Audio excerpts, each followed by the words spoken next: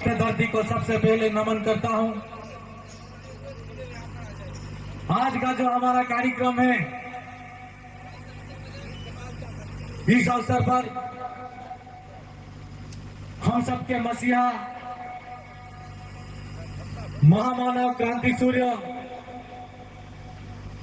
भगवान बिरसा मुंडा की जन्म जयंती के इस अवसर पर भगवान बिरसा मुंडा को नमन करता हूं।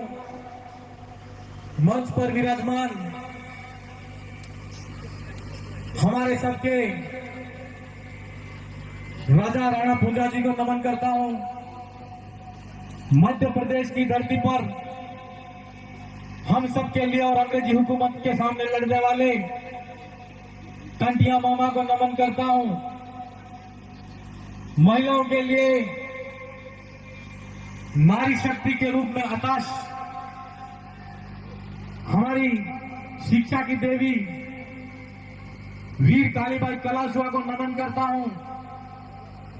और साथ ही इस अवसर पर मैं जिस धरती से आता हूं, उस धरती पर अंग्रेजी हुकूमत के सामने लड़ने वाले और हमारे आदिवासी समुदाय में जन जागृति करने वाले गुरु गोविंद को भी नमन करता हूं। आज का जो दिन है वो मेरे उस क्षेत्र के लिए आप सब रानीवाड़ा में इस पंडाल में उपस्थित यह जो कार्यक्रम आयोजित करने वाली तमाम कमेटी, इस गांव के आसपास और इस क्षेत्र से आने वाले तमाम बड़े बुजुर्ग, मेरे युवा साथी, मेरी मातृशक्ति, मेरी बहनें और प्यारे प्यारे बच्चों, सबसे पहले तो इस अवसर पर मैं पूरी मेरी बागीधरा विधानसभा की जनता की तरफ से बहुत बहुत धन्यवाद जोहार अर्पित करता हूं। मेरे भाइयों, मेरा रानीवाड़ा के अंदर यह पहला कार्यक्रम है। मैं सामाजिक रूप से सक्रिय जरूर था, लेकिन साथ साथ मैं शिक्षक के पद पर था, जिसके कारण मैं जिस तरीके से आज बात कर रहा हूं और बोल रहा हूं उस तरीके से नहीं बोल पाता था। आप सब यहां पर विराजमान हो और कोई न कोई बात, कोई न कोई समस्या इस क्षेत्र की लेकर आप सबके मन के अंदर एक इच्छा जगी है कि इस क्षेत्र की जनता के लिए, इस क्षेत्र के साथ में हो रहे अत्याचार शोषण के खिलाफ में हम एकता के सूत्र में बंधे और इस आवाज को बुलंद तरीके से कैसे उठाएं। यह बात आपने सोची होगी, तब जाकर यह कार्यक्रम आयोजित किया जा रहा है। आप सब यहां पर विराजमान हो, मैं तमाम वक्तागण यहां पर थे, उन सब की बातें सुन रहा था और मैं अपने आप ये महसूस कर रहा था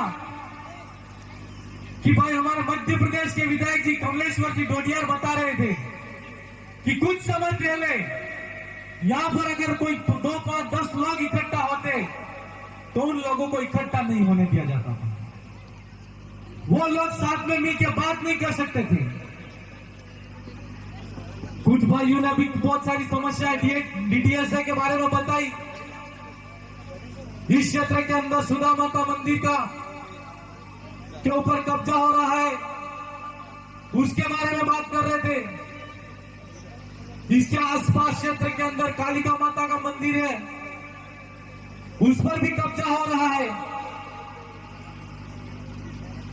सवाल ये खड़ा होता है कि हमको नजर आ जा रहा है ये 5000 साल पहले से हमारे पे कब्जा होता है। समस्या अगर गिनाते हैं तो इस पंडाल के अंदर और इस जाजम पर देखने वाले खाली आदिवासी समुदाय के साथ में ये समस्या नहीं है। मेरे रानीवाड़ा की धरती पर बैठे हुए तमाम और इस क्षेत्र के अंदर रहने वाले एससी ओबीसी के मेरे तमाम जिनके साथ में अत्याचार शोषण होता आ रहा है, उन सब से कहना चाहता हूं कि 5000 साल पुरानी जो तुम्हारी गुलामी की जो व्यवस्था है, उस व्यवस्था को अगर तोड़ना चाहते हो तो जो हमारी आदिवासी परिवार की जाजम है, उस जाजम पर आके इस सच्चाई की लड़ाई में हमारा साथ दो। आज हम बात करते हैं कि इस देश के अंदर सबसे पहले हमारा राज हुआ करता था, हमारी अपनी व्यवस्था थी, लेकिन उस व्यवस्था को तहस नहस किसने किया? हमको सोचने वाली बात है। आज इस पंडाल के अंदर जितने भाई मौजूद हैं, उन भाइयों को संकल्प लेना है और ये प्रण लेते हुए जाना है यहां से कि रानीवाड़ी की धरती के अंदर हम परिवर्तन लाना चाहते हैं, हम एकता का रूप दिखाना चाहते हैं। तो इस जादम से खड़े यहां से जब जाओ तो दिन और रात एकता की विचारधारा के लिए हम जो काम कर रहे हैं उसके लिए आपको लग जाना है। समस्या ये नहीं है कि हमारे साथ में अत्याचार क्यों हो रहा है, समस्या ये नहीं है कि हमारे पे कब्जा क्यों हो रहा है। समस्या मेन बात तो ये है कि इस देश के अंदर जब रजवाड़ी राज खत्म नहीं हुए थे, अंग्रेजी शासनकाल के समय अंग्रेजी हुकूमत था, उसके बाद में लोकतंत्र आया। लोकतंत्र आया तो हम आदिवासी समुदाय की जो कबीलाई व्यवस्था है, जिसको हम पंच मुखी और पटेली व्यवस्था कहते हैं, वो व्यवस्था सबसे पहले खत्म हुई। उस व्यवस्था को खत्म होने के बाद हम लोगों ने लोकतंत्र को स्वीकार किया। इस देश के अंदर अलग अलग विचार और विचारधारा की पार्टियां आई। हमारे ही भाई ने, किसी ने हरा झंडा पकड़ लिया, किसी ने पीला झंडा पकड़ लिया, किसी ने लाल झंडा पकड़ लिया, और हमारे ही 2 से 3 4 4 5 5 भाग होते आ गए।